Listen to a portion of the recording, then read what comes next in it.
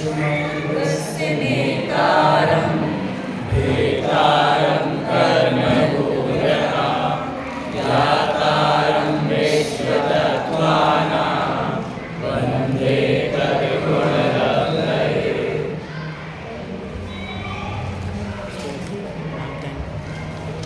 तत्वार्थ सूत्र पर बात करनी है। तत्वार्थ सूत्र किनके द्वारा रचित है? आचार्य उमास्वामी। मेरे समझ से 2 श्लोक आप पढ़ चुके होंगे। तत्वार्थ सूत्र कर्तारम वंदे गणेन्द्र संजातम उमास्वामी मुनीश्वरम। तत्वार्थ सूत्र के कर्ता आचार्य उमास्वामी हैं। वैसे प्राचीन जो इनका नाम मिलता है वो नाम है गृद्धपिक्षाचार्य। क्या नाम मिलता है? गृद्धपिक्षाचार्य। उमास्वामी को बहुत बाद में नाम मिला और इस श्लोक में भी उन्हें गृद्धपिक्ष आचार्य की उपाधि से विभूषित बताया गया है। तो तत्वार्थ सूत्र के कर्ता जो हैं वो आचार्य गृद्धपिक्ष हैं। कौन है? चलिए हम पहले सूत्र तक बढ़े। उसके पहले हम कुछ मूलभूत जानकारी, कुछ जरूरी बातें इस तत्वार्थ सूत्र के विषय में जानते हैं। सबसे पहले हम बात करते हैं इसके नाम की। इसका तत्वार्थ सूत्र नाम प्रचलित है। दूसरा नाम है इसका मोक्ष शास्त्र। मोक्ष शास्त्र नाम इसका मूल नाम नहीं है। इसका मूल नाम है तत्वार्थ। क्या नाम है? तत्वार्थ। सूत्र भी नहीं है, मूल नाम इसका तत्वार्थ है। अब वो चूंकि सूत्रात्मक है, सूत्रों में लिखा गया है, इसलिए इसका नाम क्या पड़ गया? तत्वार्थ सूत्र। और फिर इस शास्त्र की इतनी ख्याति हुई, इतना जाना जाने लगा कि अकेला ये कहे कि सूत्र में ऐसा लिखा है तो वहाँ सूत्र का अर्थ क्या होता है? तत्वार्थ सूत्र, है ना? क्या चलिए अब ये जो 2 नाम पढ़े, ये कैसे पढ़े? तत्वार्थ सूत्र में 10 अध्याय हैं, ठीक है? 10 अध्याय में 353 सूत्र हैं। यदि हम इनको विषय का बंटवारा करें 10 अध्याय का, तो इन 10 अध्याय में 7 तत्वार्थों का निरूपण है। किसका? जो आप बोलते हैं ना, जीव अजीव आश्रय बंध मोक्ष, ये तत्वार्थ हैं। इनका पूरा नाम क्या है? तत्वार्थ। ठीक है, हम संक्षेप में बोल देते हैं ऐसे 7 तत्व 7 तत्व। पूरा एक तत्वार्थ सूत्र के हिसाब से देखें तो वो 7 तत्वार्थ हैं। और इन 7 तत्वार्थों का विवेचन होने के कारण इस शास्त्र का नाम क्या है? तत्वार्थ सूत्र। ठीक है। दूसरा नाम है इसका मोक्ष शास्त्र। मोक्ष शास्त्र इसका नाम इसलिए पड़ा क्योंकि इसमें पहला ही सूत्र है सम्यक दर्शन ज्ञान चारित्राणि मोक्ष मार्ग। सम्यक दर्शन ज्ञान चारित्र तीनों मिलकर मोक्ष के मार्ग हैं। यानी पहले सूत्र में मोक्ष मार्ग से शुरुआत होती है और 10वें अध्याय अंत में जाके मोक्ष पे बात पूरी होती है। ठीक है, तो मोक्ष मार्ग से शुरुआत है और अंत में मोक्ष पे शास्त्र पूरा होता है, मोक्ष तत्व की चर्चा से। इसलिए भी इसका नाम मोक्ष शास्त्र या चल पड़ा। ये चल पड़ा मूलतः नाम नहीं है, लेकिन जब कोई नाम चलता है तो चलने के पीछे कोई कारण होता है ना?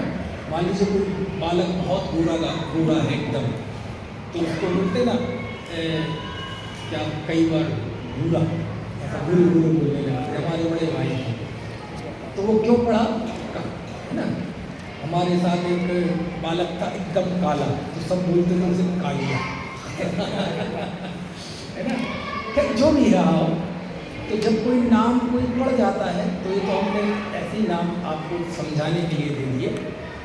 ऐसे ही तत्वार्थ सूत्र में मोक्ष मार्ग से शुरुआत है तो मोक्ष पे जाके बात पूरी हो जाती है। इसलिए इसका नाम क्या चल पड़ा? मोक्ष शास्त्र। मूलतः इसका क्या नाम है? तत्वार्थ तत्वार्थ सूत्र में तत्वार्थ।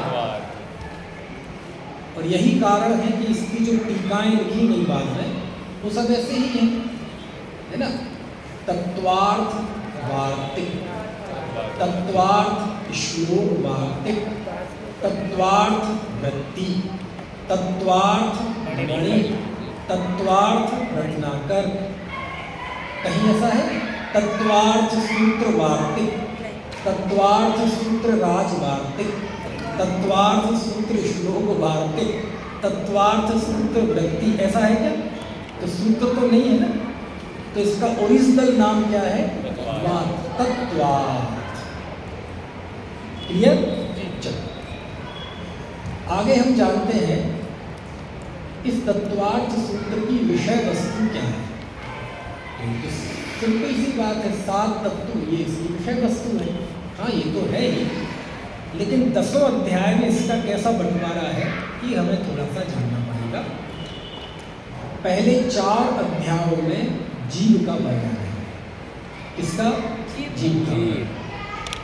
5वें अध्याय में अजीव तत्व का वर्णन है। 6वें 7वें अध्याय में आश्रव का वर्णन है। किसका? आश्रव। 8वें अध्याय में बंध का वर्णन है। 9वें अध्याय में संवर और निर्जरा का वर्णन है। और 10वें अध्याय में मोक्ष का वर्णन है। फिर से बोल दूं, आप याद कर लेना, मैं पूछूंगा। पहले 4 अध्यायों में जीव का वर्णन है, 5वें अध्याय में अजीव का वर्णन है, 6वें और 7वें अध्याय में आश्रम का वर्णन है, 8वें अध्याय में बंध का वर्णन है, 9वें अध्याय में संवर और निर्जरा का वर्णन है, और 10वें अध्याय में मोक्ष का वर्णन है। क्लियर है ना? जीव पहले 4 अध्यायों में, चूंकि आश्रय और बंध जो है ना, इनसे सारा संसार चलता है, इसलिए इनका बड़ा विस्तार से वर्णन है 6वें, 7वें और 8वें में। अजीब के लिए केवल 1 है, 5वें।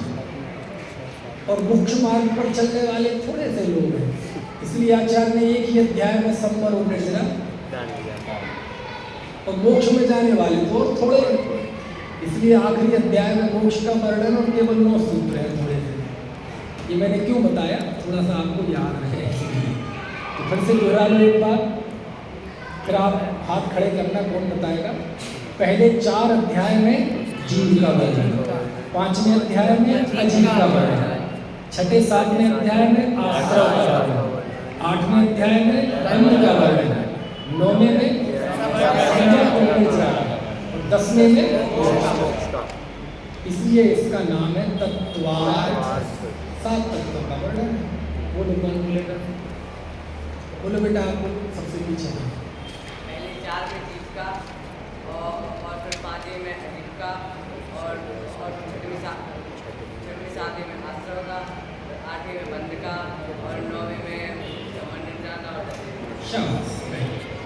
अब देखो, जो हमने कहा ना पहले 4 अध्यायों में जीव का, ये मोटा मोटा कथन है।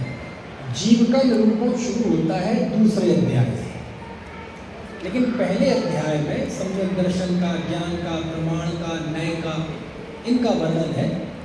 लेकिन फिर भी मोटे मोटे तौर पे हम कह देते हैं कि पहले 4 अध्याय में जीव का वर्णन। चलिए, कितने बिंदु पे बात कर ली हमने?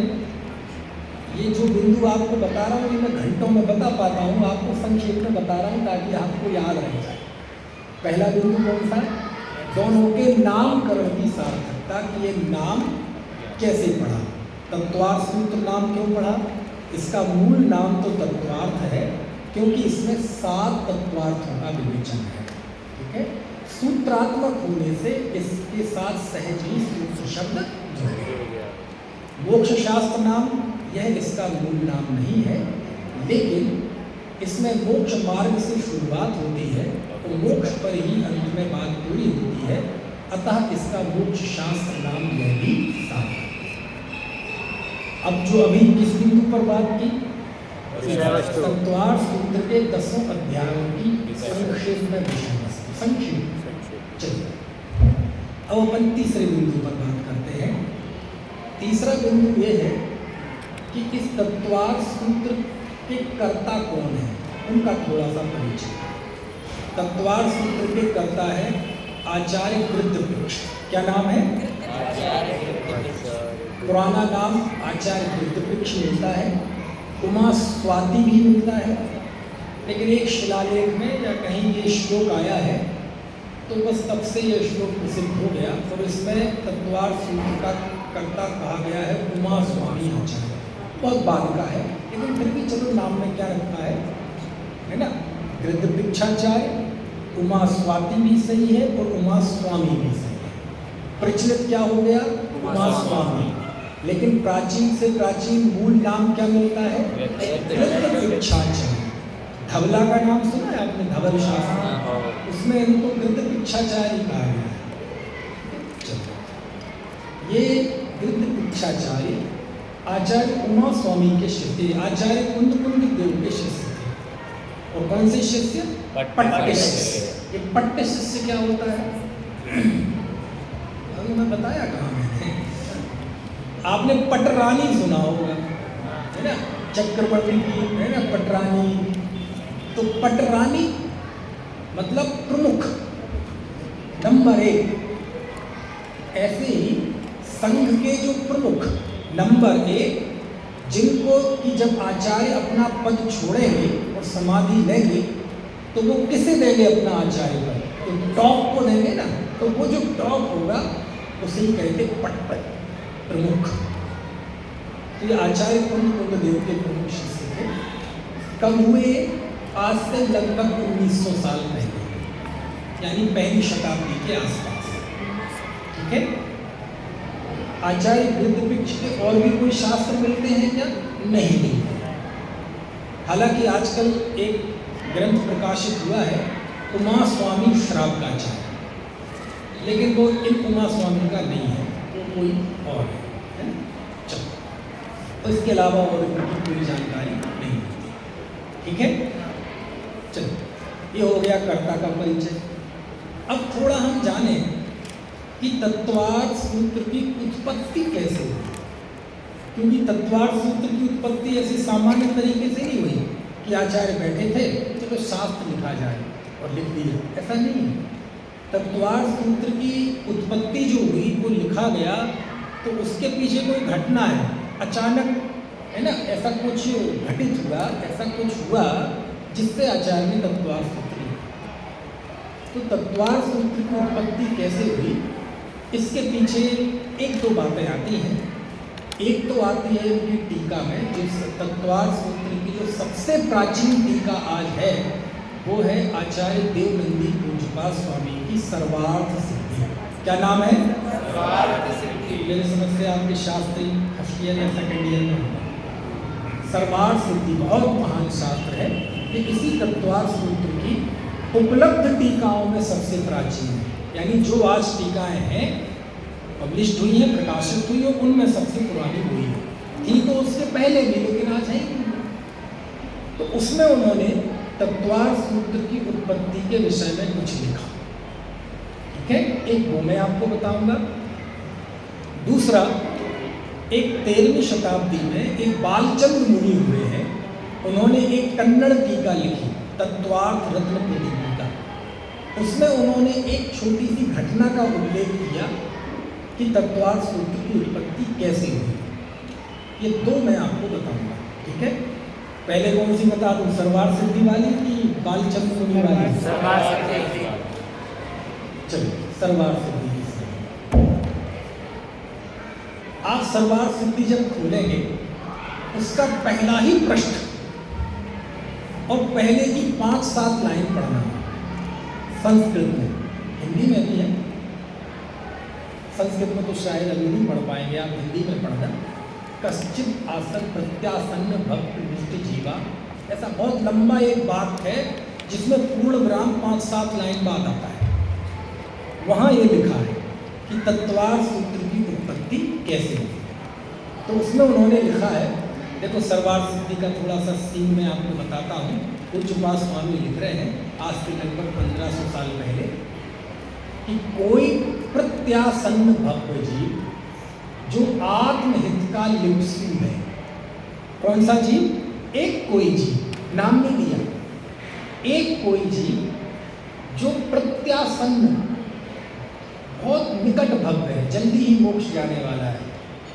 और दूसरा उसका विशेषण दिया उस व्यक्ति का कि वह आत्महित का लिप्सु है। लिप्सु जानते हैं आप?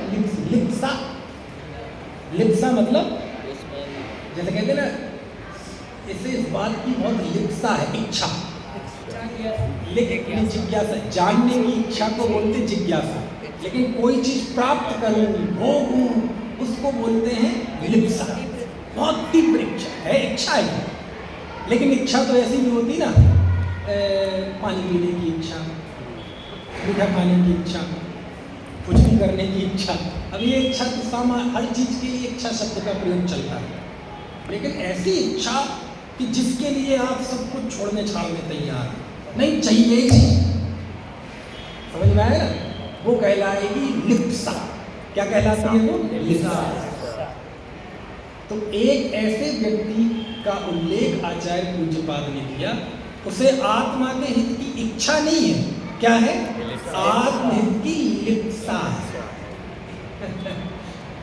आपको अनुवाद में नहीं मिलेगा, अनुवाद में तो इच्छुक ही मिलेगा। ये आप मूल में जाके देखें तो मिलेगा आत्महित लिप्सुक, आत्महित की लिप्सा वाला चीज। आप समझे ना, इच्छा और लिप्सा में फर्क है ना? अब मीठा खाने की इच्छा है, नहीं होगा तो कोई बात नहीं, लेकिन लिप्सा होगी तो काम, दान, धन, भेद कुछ भी चाहिए। तो आत्महित की इच्छा नहीं, इच्छा तो मतलब इच्छा तो है, आत्म हो तो हो, नहीं हो तो नहीं, कोई बात नहीं, देखेंगे अगले जन्म बुढ़ापे में देखेंगे। लिप्सा नहीं, समझ गए? तो ऐसा अति भव्य, निकट भव्य जीव, आत्महित की लिप्सा वाला कोई जीव एक ऐसे वन में पहुंचा, अत्यंत रमणीक वन। कैसा? बहुत सुंदर वन। और उसमें मुनि परिषद के बीच में बैठे हुए, मुनि संघ होगा ना, मुनि बैठे होंगे, पूरा संघ बैठा होगा आचार्य उमा स्वामी का, तो उसको कहा है उन्होंने मुनि परिषद। क्या कहा है? मुनि परिषद। उसके बीच में बैठे, नाम नहीं लिया कौन है वो, ये तो हम कह रहे हैं कि वो आचार्य उमा स्वामी है। पूज्यपाद स्वामी ने तो नाम ही नहीं बताया सब तत्वार्थ के कर्ता कौन है, उन्होंने तो बस टीका शुरू कर दी। ठीक है कि कोई एक निकट भव्य जीव जो आत्मा के हित का लिप्सु है, वह अत्यंत रमणीक वन में, जहां मुनि संघ के बीच में बैठे हुए आचार्य, हम कह रहे हैं वो आचार्य उमा स्वामी है, पूज्यपाद स्वामी नहीं कह रहे। वो कैसे लग रहे हैं वो आचार्य? तो उन आचार्य के लिए वो कहते हैं कि बिना बोले ही अविपाक विसर्गा वपुषाम मोक्ष मार्गा पूर्वयन्ति वा। बिना बोले ही किसका वर्णन कर रहे हैं? आचार्य। वो जो मुनि परिषद के बीच में बैठे हुए वो आचार्य कैसे हैं? जो बिना कुछ बोले ही अपने शरीर से ही मोक्ष मार्ग का निरूपण कर रहे हैं। काय का निरूपण कर रहे हैं? यानी बोल नहीं रहे कुछ, बिना बोले ही सारी दुनिया को मोक्ष का मार्ग बता रहे हैं। आपने पूजन पढ़ी है केवल रवि किरणों से, उसमें आया है ना, हे गुरुवर शाश्वत सुख दर्शक यह नग्न स्वरूप तुम्हारा है, जग की नश्वरता का सच्चा दिग्दर्शन करने वाला है। हे गुरुवर शाश्वत सुख दर्शक यह नग्न स्वरूप तुम्हारा है, जग की नश्वरता का सच्चा दिग्दर्शन करने वाला। तो बस इसी मूर्ति को साकार किया पूज्यपाद स्वामी ने कि मुनि परिषद के बीच में बैठे हुए जो अपने शरीर के द्वारा बिना कहे ही, मतलब अपनी मुद्रा के द्वारा बिना कहे ही मोक्ष मार्ग को बताने वाले हैं, ऐसे उन आचार्य के समक्ष वह जीव गया। कौन? आत्मा के हित का गया और कहा भगवान। क्या कहा? भगवान। आचार्य कहो ना, भगवान क्यों कहते हैं? एक जगह लिखा शास्त्र में, जो नग्न दिगंबर साधु में और भगवान में अंतर देखता है वह पापी है। क्या कहा है? पापी है ना। क्या कहा जाके? हाथ जोड़कर, ऐसे नहीं, कैसे? भगवान। क्या संबोधन दिया? मैं नहीं दे रहा हूँ, सर्वार्थ सिद्धि में पढ़ोगे आप। इच्छा हो तो आज ही देख लेना, मुझे पता है कोई नहीं देखेगा, लेकिन कोई देख ले तो खुशी की बात है। भगवान, आत्मा का हित क्या है? क्या पूछा? आत्मा का हित क्या है? आचार्य ने कहा आत्मा का हित मोक्ष है। आत्म को हित है बस वहीं से लिया है, छैडाला कार ने यहीं से लिया है। क्या कहा भगवान? आत्मा का हित क्या है? तो आचार्य ने क्या कहा? आत्मा का हित मोक्ष है। हे आचार्य, ये मोक्ष क्या है? तो उन्होंने एक लंबी परिभाषा दी। सर्व कर्मों से निवृत्त होकर अव्यावाद निरंजन आत्मिक सुख की प्राप्ति होना मोक्ष। ये संवाद चल रहा है किसमें? आचार्य में और आत्मा के लिप्त सुख जीव में। पहला प्रश्न, आत्मा का हित क्या है? आचार्य ने क्या कहा? आत्मा का हित मोक्ष है। आचार्य देव, तो मोक्ष क्या है? अभी संक्षेप में बोलने में, दुख से निवृत्ति होना, उसका नाम मोक्ष। वो सोचता है अच्छा मोक्ष हो सकता है। हे आचार्य देव, उस मोक्ष का मार्ग क्या है, उपाय क्या है? तो आचार्य के मुंह से निकल गया, सम्यक दर्शन ज्ञान चारित्राणि मोक्ष मार्ग। समझना है ना? हे आचार्य देव, ये सम्यक दर्शन क्या है? तत्वार्थ शुद्धानंद सम्यक दर्शनम। कैसे होता है ये? उपदेश से भी होता है, बिना उपदेश के भी होता है। तन्निसर्गाधिगमात्वा। कौन होते हैं ये तत्वार्थ? जीवा जीवा ऐसे तत्वार्थ की उत्पत्ति। समझ में आ गई बात? कहाँ का बताया मैंने? कौन से आचार्य का लिखा हुआ है सर्वार्थ सिद्धि? आचार्य, देखो अपन तो बोलेंगे पूज्यपाद आचार्य, लेकिन उनका मूल नाम आचार्य देवदत्त है। पूज्यपाद तो उनकी चरणों की पूजा देवताओं ने की थी, तो वो उनका उपनाम पड़ गया है ना। चलो अब दूसरा बताता हूँ, ये थोड़ा रोचक है, मजेदार है। कैसे? बालचंद मुनि लिखते हैं कन्नड़ टीका में, तत्वार्थ रत्न प्रदीपिका 13वीं शताब्दी में, कि ये टीका तो आपको देखने भी नहीं मिलेगी, मैंने भी नहीं देखी। सर्वार्थ सिद्धि तो देखी, लेकिन अब ये जो बालचंद मुनि की बता रहा हूँ, मैंने खुद दर्शन नहीं किए, लेकिन पता चला पहले कभी छपी थी, क्या हुआ था, उसके उल्लेख पड़े हैं। सीधा साथ मुझे भी पढ़ने नहीं मिला। उसमें लिखा है कि एक आचार्य उमा स्वामी एक नगर में गए। कहाँ गए? नगर में। जंगल में रहते थे, और नगर में काय के लिए जाते हैं? या तो आहारचर्या के लिए या देव दर्शन के लिए। अब देव दर्शन तो उनका नित्य ऐसा नियम नहीं है कि जिन प्रतिमा के दर्शन करें ही करें, वो तो गृहस्थों के लिए है। वो तो बिना मंदिर के भी उनके वंदना स्तुति वगैरह होती है, लेकिन मूल रूप से आहारचर्या के लिए तो आना ही पड़ता है नगर में। तो आहारचर्या के लिए आए और आहारचर्या से लौट रहे थे, तो एक घर के बाहर एक लिखा था, दर्शन ज्ञान चारित्राण मोक्ष मार्गा। क्या लिखा था? दर्शन ज्ञान चारित्राणि मोक्ष। तत्वार्थ सूत्र का सूत्र कौन सा है? पहला सम्यक दर्शन ज्ञान चारित्राणि। इसमें सम्यक शब्द नहीं था, बाकी पूरा सूत्र वही था, दर्शन ज्ञान चारित्राणि मोक्ष मार्गा।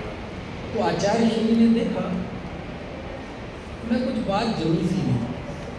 अब कोई कहता पाटे पे लिखा है कोई, लेकिन दीवार पे कहीं भी लिखा है, तो उन्होंने वो जो कुछ जिससे लिखा होगा वो पढ़ा हुआ होगा, उससे उसने आगे जोड़ दिया सम्यक। सम्यक शब्द उसमें जोड़ दिया। तो सूत्र क्या बन गया? सम्यक दर्शन ज्ञान चारित्राणि मोक्ष मार्ग। वो चले गए। अब वो जो घर में रहने वाला व्यक्ति था, जब वो लौट के आया और उसने देखा यार ये किसी ने छेड़खानी की है। पहले तो उसे लगा कोई बच्चे ने छेड़खानी की है, कर देते ना बच्चे छेड़खानी। लिखा है यहाँ कचरा फेंकना मना है, तो मना मिटा देंगे, तो क्या बन जाएगा? यहाँ कचरा फेंकना है। यहाँ थूकना मना है, तो मना थूकना है। पहले यहाँ जो पीछे का गेट था ना, यहाँ भी लिखा था यह आम रास्ता नहीं है, तो रा में आ की मात्रा थी, हमने बीच में हाइफन लगा दिया डैश, तो वो बन गया यह आम सस्ता नहीं है। इतना ही सब था डैश, क्योंकि हिंदी भाषा का कमाल है, एक बिंदी से कहीं का कुछ अर्थ हो जाता है। दाने दाने में केसर का दम, एक पान मसाले का आता है ना, बिंदी लगा तो दाने दाने में कैंसर का दम। इतना फर्क पड़ जाता है, कि नहीं? तो ये जो अपनी बड़े दादा स्वर्गीय, उनकी उपन्यास से इन भावों का क्या प्रभाव होगा। अब वो प्रूफ रीडर के पास जाए, अब वो बार बार उसे बदल के भेज दे, इन फलों का क्या भाव होगा। अब उसे क्या पता कि ये उन फल की बात नहीं है, उन भावों की। वो भाव मतलब बाजार के भाव समझ रहा था, दाल का भाव, चावल का भाव। तो क्या था उपन्यास का नाम? इन भावों का क्या फल होगा, और वो बदल के क्या भेज दिया था? फलों का भाव। लिखने में गलती हो गई, इन फलों का क्या भाव होगा। तो पहले तो उन्हें भी लगा कि कुछ किसी ने कार्यस्थानी कर दी है, लेकिन पूछा किसी से, तब बताया भाई अरे भैया ये बात ये किसी बच्चे ने नहीं की है, ये दिगंबर संत आए थे उन्होंने किया। अब बात बहुत गंभीर हो गई, बोले दिगंबर संत ने ये किया है, फिर तो जरूर बात कुछ अलग है, रहस्य की बात है। चलो आचार्य उनसे पूछेंगे महाराज जी से। चला गया ढूंढने, बोले कहाँ से आए थे? बोले इस दिशा से आए थे। अब बोले जैन साधु में 4 हाथ जमीन देख के चलते हैं, कितनी दूर गए हुए? उसके कैसी जिज्ञासा हुई कि वह उन्हें ढूंढने चला गया। आजकल तो वैसे जिज्ञासा ही नहीं है ना। खैर वो चला गया, आचार्य श्री मिल गए। आचार्य श्री को बताया कि वो मेरा ही घर था जहाँ वो सूत्र लिखा था, आपने उसमें सम्यक शब्द क्यों जोड़ा? तो उन्होंने बताया भाई सुन, यदि हम कहेंगे दर्शन ज्ञान चारित्राणि मोक्ष मार्ग, तो इसका अर्थ क्या होगा? दर्शन ज्ञान चारित्र ये तीनों मिलकर मुक्ति का मार्ग है। बोले इस दृष्टि से तो दुनिया के सभी जीव मोक्ष मार्गी हो जाएंगे, क्योंकि दुनिया का कितना भी बेकार से बेकार व्यक्ति हो, उसकी कुछ ना कुछ श्रद्धा तो है ही, कुछ ना कुछ उसके पास ज्ञान तो है ही, कुछ ना कुछ तो उसका आचरण है ही। तो दुनिया के सब जीव मोक्ष मार्गी हो जाएंगे। कुत्ता बिल्ली गाय भैंस मांस खाने वाला है ना, और शराबी कबाबी सब मोक्ष मार्गी हो जाएंगे। क्यों? सबकी श्रद्धा है, सबका ज्ञान है, सबका आचरण। बोलो कसाई की श्रद्धा होती है कि नहीं? हाँ होती है, कुछ नहीं होती, कुछ भी हो सकता है। अरे सच्ची झूठी की बात थोड़ी है, कुछ ना कुछ तो उसकी श्रद्धा होती है, कुछ ना कुछ ज्ञान तो उसका होता है, कुछ ना कुछ आचरण तो होता है। तो कहते हैं भाई सुनो, यदि ये सूत्र बनाओगे तो अभी आपने वो थोड़ी पढ़ी होगी न्याय नीति का शुरुआत है, अभी अव्याप्ति अतिव्याप्ति का कुछ नहीं पढ़े ना? नहीं पढ़े, बहुत अच्छा तब है। चलो तो अभी उसके नाम नहीं ले रहे, वापस अव्याप्ति अतिव्याप्ति सुना तो नहीं? तो बोले इसमें तो भैया अतिव्याप्ति दोष आ जाएगा, है ना? सारे अज्ञानी मोक्ष मार्गी हो जाएंगे मिथ्या दृष्टि। क्यों? सबके दर्शन ज्ञान चारित्र। तो मोक्ष मार्ग तो है दर्शन ज्ञान चारित्र, लेकिन कौन सा? सम्यक दर्शन, सम्यक ज्ञान, सम्यक चारित्र, ये मिलकर मोक्ष का मार्ग है। दर्शन ज्ञान चारित्र अकेले मोक्ष के मार्ग नहीं है। इसलिए मैंने सम्यक शब्द जोड़ा, नहीं तो अर्थ का अनर्थ हो जाएगा, सब मोक्ष मार्गी हो जाएंगे। वो मांस खाने वाला भी मोक्ष मार्गी, जो शराब में टुन्न है ना, और सड़क पे पड़ा हुआ है, कुत्ता आके उस पर कुछ ठोस द्रव्य पदार्थ भी गिरा देता है, बगल में आके सुअर लेटा है, नाली में पड़ा है, वो भी मोक्ष मार्गी हो जाएगा, क्योंकि उसके भी दर्शन ज्ञान चाहिए। ओ जब ये बात सुनी उसने, मैं बोला हो आचार्य, मुझे तो इन बातों की, हे आचार्य देव और कुछ बताइए। तो फिर आचार्य ने उस सूत्र को समझाने के लिए पूरे तत्वार सूत्र की रचना, ठीक है, समझ में आई।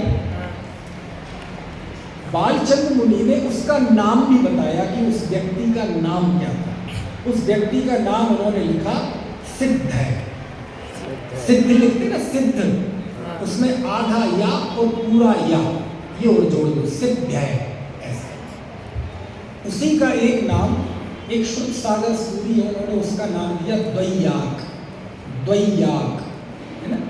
चलो, तो दो चीजें समझ में आ गई आपको, तत्वार सूत्र की उत्पत्ति कैसे हुई। पहला सर्वार सिद्धि का, दूसरा बालचंद्र मुनि का। पहले अनुसार एक आत्महित के इच्छुक जीव के प्रश्न के, लिप्सुक जीव के प्रश्न के उत्तर में हुई, और दूसरा ये जो घटना जो मैंने आपको बताई, समझ में आई बात की नहीं। यानी तत्वार सूत्र की, यानी महान कार्य, महान शास्त्र की उत्पत्ति कब होती है, जब आत्मा की लिप्सा वाला प्रश्न पूछने वाला हो और शरीर से ही मोक्ष मार्ग बताने वाले आचार्य हो। जब ऐसे दो व्यक्ति मिलते हैं तो तत्वार सूत्र की उत्पत्ति समझ में आया ना। बहुत सारे लोग तो समझ लिए, टाइम देख लिए, ऐसा ना ओवरलोड हो जाए आज के हिसाब से, ठीक है, समझ में आ गया। क्योंकि मुझे पता है आप कनिष्ठ उपाध्याय के विद्यार्थी हैं, तो कोशिश कर रहा हूँ आपके हिसाब से बताऊँ, मैं ज़्यादा कठिन शब्द नहीं बोलूँ, ज़्यादा कठिन बातें नहीं बताऊँ। समझ में आ गया। पहली घटना कहाँ की बताई, बाद में फिर बात आगे जो शास्त्र लिखे गए उनमें वो दोहराई गई, लेकिन मूल में कहाँ है वो। और दूसरी बालचंद्र मुनि की टीका है कन्नड़ भाषा की, तत्वार रत्न प्रदीपिका, मणिपुरी रत्न प्रदीपिका है ना, उसमें, ठीक है। चलो इन दोनों घटनाओं को मिला दो, शब्द भूल जाओ, विशेषण भूल जाओ, तो एक बात तो दोनों में कॉमन है, क्या कि तत्वार सूत्र की उत्पत्ति किसी व्यक्ति के निमित्त से हुई है, कि किसी ने कुछ पूछा और उसका जवाब आचार्य ने दिया, इस तरह से तत्वार सूत्र की उत्पत्ति हुई। क्लियर, आगे बढ़े। अरे कुछ खाना दो, समझ में तो आ रहा कि नहीं। कौन से विद्यालय के बच्चे, जयपुर के हाथ खड़े करो। और कौन से विद्यालय के हैं, बांसवाड़ा के खड़े करो हाथ, 2 3 बस, कम ही है, 4 है ना। चलो और भी कोटा के हाथ खड़े करो,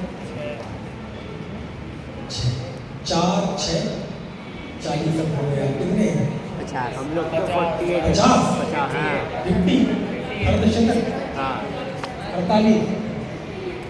चलो बहुत अच्छा। वैसे हमारे ज़माने में हमारे बैच में भी 53 आए थे, 53 है ना। फिर बाद में आखिरी में 30 बचे थे।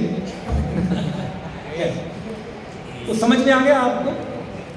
एक बार मैं बिंदु दोहरा दूं, क्या क्या मैं बता चुका हूँ। सबसे पहला तत्वार सूत्र मोक्ष शास्त्र का नाम, उसकी सार्थकता। दूसरा 10 अध्याय विषय। तीसरा आचार्य क्षमा स्वामी का संक्षिप्त परिचय। चौथा तत्वार सूत्र की उत्पत्ति, ठीक है। 4 5।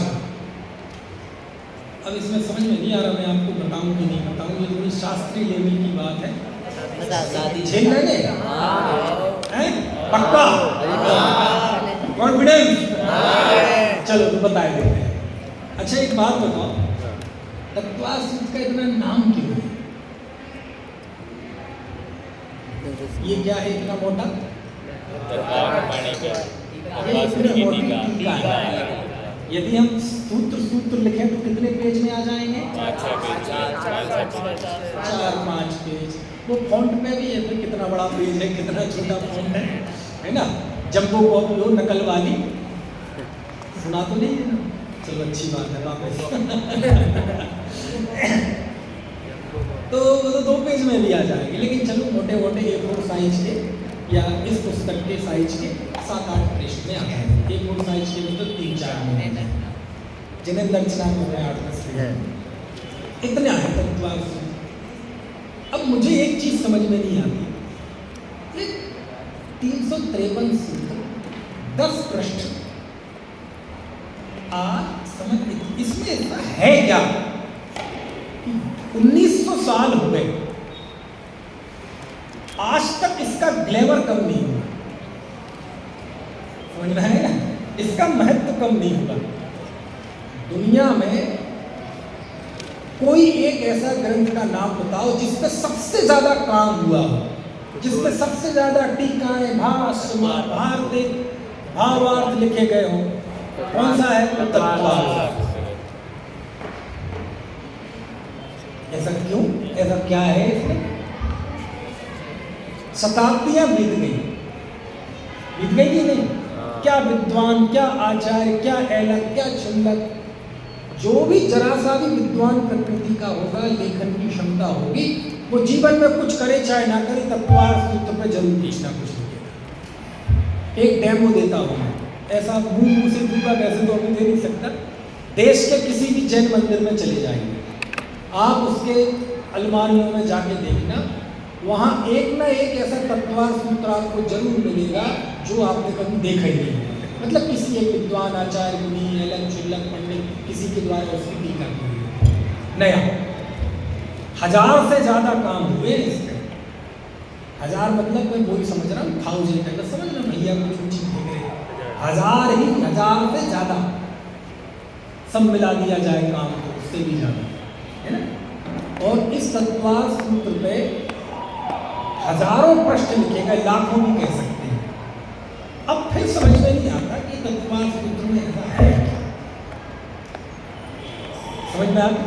आचार्य समंत बंद इसकी टीका लिखते, अकलंक देव टीका लिखते, आचार्य विद्यानंदी टीका लिखते, पूज्यपाद स्वामी टीका लिखते, अमित गति आचार्य टीका लिखते, बालचंद गुरु टीका लिखते, समझ में आए? अभयनंदी टीका लिखते। पंडितों में भी कोई मानते ही नहीं, पंडित सदाशिवदास जी टीका लिखते हैं। वर्तमान के कौन से ऐसे विद्वान होंगे जिनमें टीका नहीं लिखी? पंडित फूलचंद जी सिद्धांत शास्त्री, पंडित पन्ना लाल जी, कोई भी ऐसे नाम नहीं होंगे बड़े बड़े, सब तत्वार्थ सूत्र पे लिखते। दादा ने भी लिखी है, समझ में आए ना? भाई साहब वीर सागर जी ने भी लिखी है। आगे जगह है क्या है इसमें? प्रश्न समझ में आ गया मेरा? आखिर इसमें ऐसा है, जानना तो पड़ेगा। और किसी पे इतना काम क्यों नहीं हुआ, और आज भी नहीं मानता कोई। आप भी देखना, थोड़े से जब समर्थ होंगे तो आपको भी मन में भाव आएगा कि तत्वार्थ सूत्र में कुछ लिखें। मुझे भी आया था और लिखा भी था, 4-5 सूत्र की लिखी भी है ना। जब और किसी काम में व्यस्त हो गया तो वो मन हो गया। प्रश्न क्या है देख लूँ मैं, आज टाइम हो गया, आज केवल आप प्रश्न जानो। अभी किसी ने हाथ खड़े किए थे, बताओ क्या कह रहे थे? पक्का प्रथमान योग कहाँ है? अभी प्रथमान योग कहाँ है? कहीं नहीं है इसमें प्रथमान योग। प्रथमान योग मतलब किससे कहानी कहाँ है? इसी सूत्र में प्रथमान योग की बात आती है। सारी कहानी जीव की कहानी चले संसार तो बनाने वाली बात है, जीव की कहानी। प्रथमान योग बोलते 63 सलाह के पुरुषों की कहानी, जीव की कहानी को नहीं। कहानी तो सब जीव की होती है। मैं आपसे पूछूं आप कौन है? आदमी। ये कोई जवाब दिख नहीं रहा जी आपको? इंसान की खड़े सामने दिख रहा है भाई, जानवर नहीं है। 4 अंगयोग की नहीं है बेटे, खींच तान के कर दो अलग बात है। 4 अंगयोग इसमें नहीं है। कर्णानुयोग है, द्रव्यानुयोग है, चरणानुयोग है। प्रथमानी कहीं नहीं। चलो और बताओ। हाँ, मोक्ष मार्ग के लिए पर्याप्त। बहुत अच्छा। तो इसके अलावा कुछ पढ़ना नहीं, ध्यान रखना। चल, अच्छा जवाब दिया, बहुत अच्छा। क्या नाम आपका? सम्मत। आप बताओ।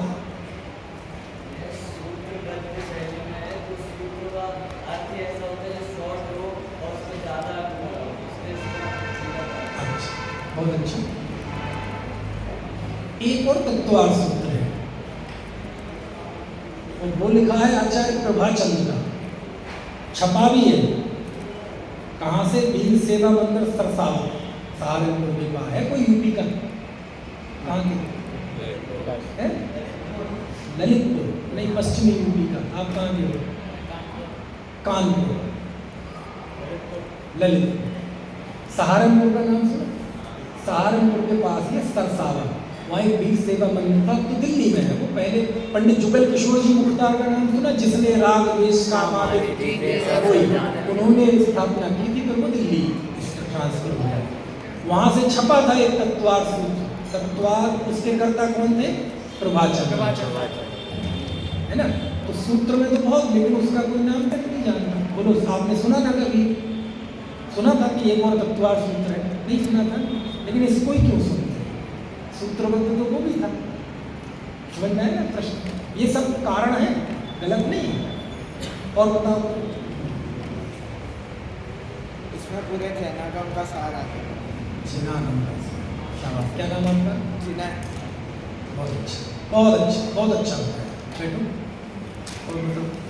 इसमें जैन धर्म की अति मानवज्ञ बातें जो है बहुत संक्षिप्त में लिखी गई हैं। और जैन धर्म की अति मर्मज्ञ बातें संक्षेप में लिखी हैं। कोई बात नहीं उन्होंने बताया, बहुत अच्छी। और बताओ। इससे न्याय की भी शुरुआत होती है, मतलब न्याय की शुरुआत होती है। कौन से सूत्र से होती है?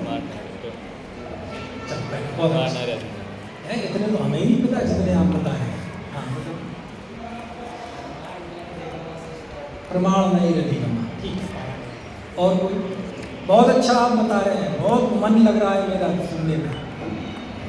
आप जो बता रहे हैं यही है, लेकिन आपको इसके संदर्भ नहीं पता। संदर्भ मतलब बताऊंगा। और इसके अलावा कुछ? चलो और बात करना आप आपस में, और कल मुझे पॉइंट लिख के बताना। तत्वार्थ सूत्र पे इतना काम क्यों होगा? इतना महत्व उसका क्यों है? और की बजाय इसका बोलबाला इतना ज़्यादा बताओ। जो मूल राग द्वेष है वो आत्मा के अंदर आ रहा है और उनका अभाव भी हो रहा है और मोक्ष भी प्राप्त हो रहा है। इसके बारे में हाँ, मतलब पहले आ रहे हैं मूल राग द्वेष आ रहे होंगे आश्रव के द्वारा और बंध के द्वारा हो रहे हैं। इसका महत्व इतना क्यों है तत्वार्थ सूत्र का? ये वर्णन तो दूसरी जगह नहीं है। क्योंकि इसमें मूल राग द्वेष का अभाव के साथ मोक्ष की प्राप्ति हो रही है। मोक्ष का, मुक्ति के उपाय का वर्णन है, वो जो उन्होंने बताया। बैठ, बहुत अच्छा। चलिए, बहुत अच्छा लगा, मुझे खुशी हुई। और आपके जवाब को सुनकर मुझे लगाया कि और बढ़िया बढ़िया बातें आपको इसके विषय में बता सकता है ना। चल, तो अभी समय हो गया, इसका आप भी सोचना और परफेक्ट जो बातें हैं वो मैं आपको एक साथ बोलिए।